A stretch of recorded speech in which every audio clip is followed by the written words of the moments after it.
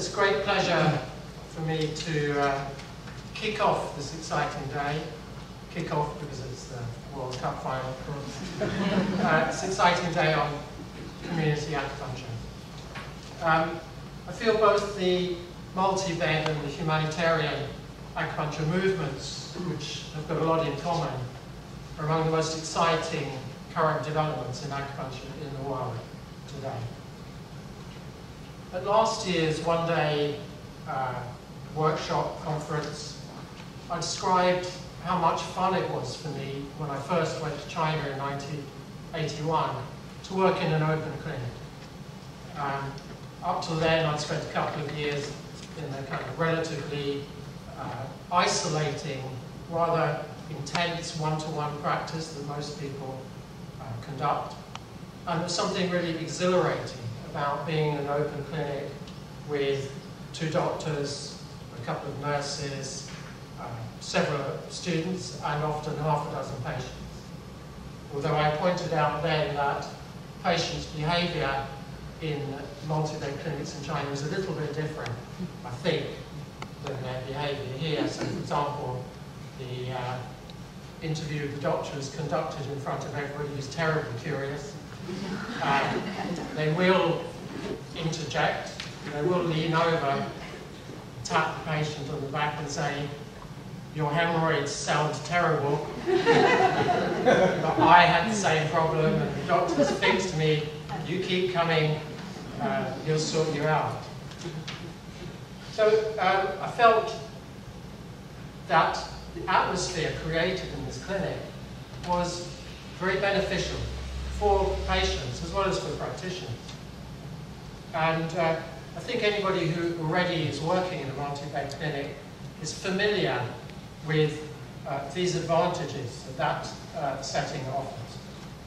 And these were confirmed some years ago in a study of patients at the Dragon Clinic in Brighton that Charlie conducted. She recounted that one of the most commonly reported benefits, self-reported benefits, was the atmosphere created by many people being treated together. Patients also expressed satisfaction with a sense of community, realization that they were not the only person with problems, the lively, dynamic energy of the space, and the greater confidence they got from having treatment in front of other people. We know there are many other advantages or benefits of multi-bed clinics. These offer the opportunity to give acupuncture at a more appropriate frequency than once a week, which is pretty much a European invention because the price is low. The benefit for practitioners of being able to consult with each other. The particularly important benefit for practitioners, especially young practitioners, to rapidly gain clinical experience, which is probably the single greatest asset for any practitioner of any medicine. It can be hard to acquire otherwise in a one-to-one practice. And also for many practitioners, the greater comfort and satisfaction they get from being able to provide a socio-economically fairer practice. I don't know how many people were here last year, but I found it a particularly inspiring day. And I think the main thing I took away with me was an excitement about the power of the communal healing process. That thing that happens when patients and practitioners are gathered together in a shared space for the purpose of healing. And this has certainly come across as a key experience for the practitioners who are involved in the accounts I read of the humanitarian acupuncture project. Again, this feeling of excitement about communal involvement. There's a term used in Qigong you may be familiar with. It's actually talked about, I noticed, working class acupuncture. The Organization of the States uses this term, which is the Qi field. Qi field is the environment created when people are doing Qigong together. Many years ago I read an account of a dedicated Chinese Qigong hospital where paraplegic patients were brought into the practice area and laid down on stretchers to benefit from the Qi field created by so many people practicing Qigong together. And I think that this is something that is created within multibed clinics, or can be created, in a way that's much easier than in one-to-one practice. I think it's possible in one-to-one practice, but it places a lot more demands on the practitioner to create this particular healing energy.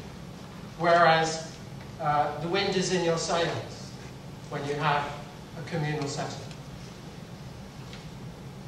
So when I was thinking about, I was flattered to be asked to introduce this, and then I thought, okay, what am I going to say? I'm not practicing anymore. I thought, well, ideas are cheap, so I'll just go with it.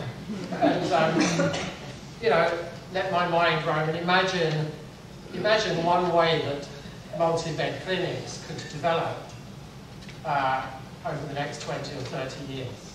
What could we envisage as possible progressive development, particularly to explore the wider applications of the phenomenon of communal healing. So firstly, we're very familiar in Chinese medicine with the idea that the superior doctor, the wise doctor, does more than simply treat individual patients, however wonderful that treatment might be. But they also serve to model and to teach something wider, which is how to be healthy. So I think one thing that, one possible development for multi-bed settings, and I think this is already done, I'm sure, in some clinics, is to include health education as part of the service that's offered. And when I say health education, I mean to organise, to make it part of what is offered by the clinic, classes on diet, Qigong, Tai Chi, yoga, these kind of things. So it can be a kind of health centre. The second thing, which maybe isn't done, is to capitalise on the enormous support that patients can offer each other. And peer-to-peer patient support networks have been shown in a number of studies to have very demonstrable health benefits. For example, came across information on this group in Richmond, Virginia, organised within a hospital. It was a peer group providing support for asthma sufferers. And when they did an audit, they found that the results were reduced visits to emergency services, a 39% reduction, a 74% reduction in hospital admissions, and a 73% reduction in medical costs. So the effects are quite dramatic. And similar results have been found for what's called, in the UK, it's called self-management, also known as the expert patient. And this is a growing idea where patients are taught to become expert patients in the disorder that they suffer from. And they then organise groups where they educate and they share with groups of patients who have similar problems. And a review has been done on the evidence for these self-management groups. It was conducted for the UK government by Professor Julie Barlow of Coventry University. And she found the benefits included a reduced severity of symptoms for the patients, significant decreases in pain, improved life control and activity, improved resourcefulness and life satisfaction. There have also been a number of interesting studies, wider studies, linking health and disease to what's called social capital.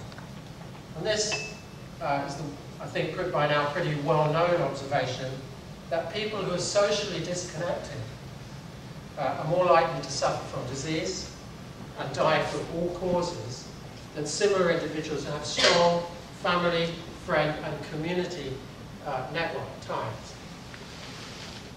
You may have seen a book had quite a big impact in America. It's called Bowling Alone by Robert Putnam. And it was about the collapse of community groups in the United States. It's called Bowling Alone because lots of American men used to go bowling with their mates. It was used as a kind of symbol of other group involvements. He says, of all the domains in which I've traced the consequence, in none is the importance of social capital so unestablished as in the case of health and wealth.